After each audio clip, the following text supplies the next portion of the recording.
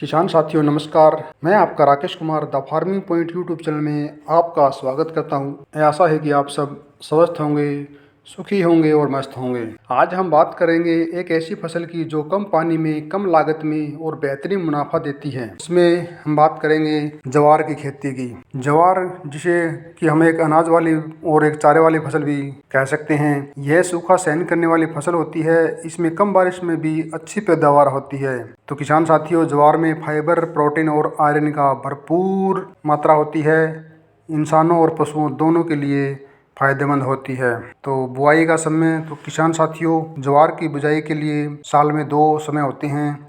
एक तो खरीफ के मौसम में जून से जुलाई के महीने में बोई जाती है और दूसरा रबी के मौसम में अक्टूबर से नवंबर के महीने में बोई जाती है। तो इसके बाद हम बात करते हैं बीज की किस्मों की।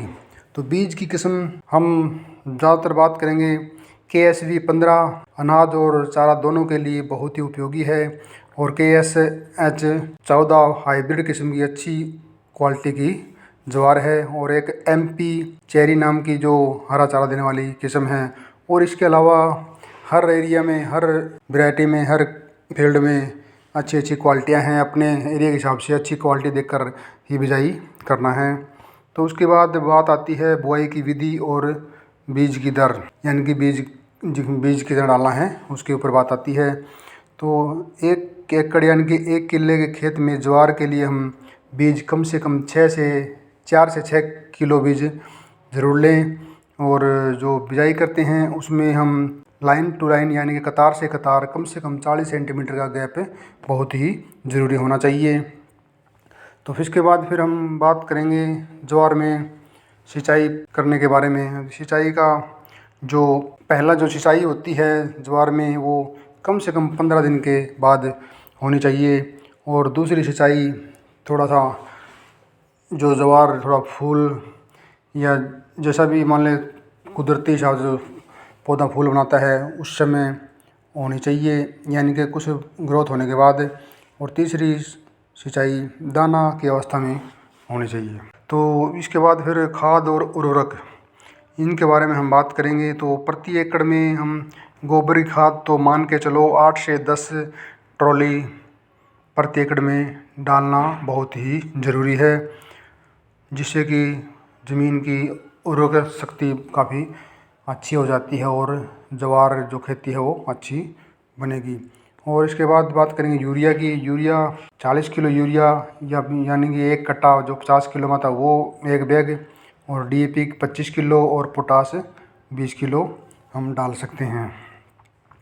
इसके बाद बात आती है बीमारी की और कीटों की।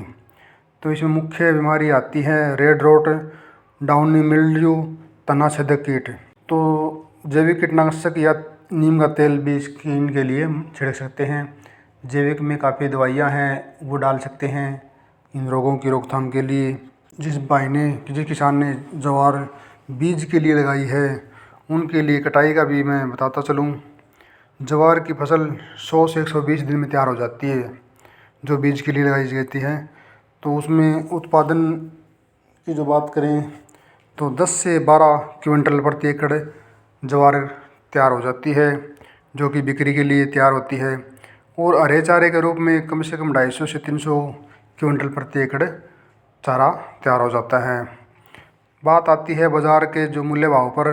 तो ज्वार का भाव 2200 से 2800 प्रति क्विंटल तक माना गया है, यानी कि इस हिसाब से 1 एकड़ में 30 से 45 हज़ार तक की कमाई यानी कि मुनाफा आसानी से ले सकता है किसान।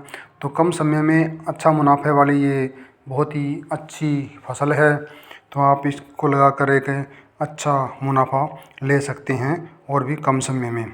तो किसान भाइयों, ज्वारी खेती है, कम पानी, कम खर्चा और ज़्यादा मुनाफा देने वाली फसल है।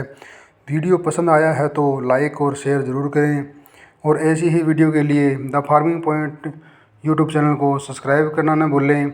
जय जवान, जय किसान, जय हिंद।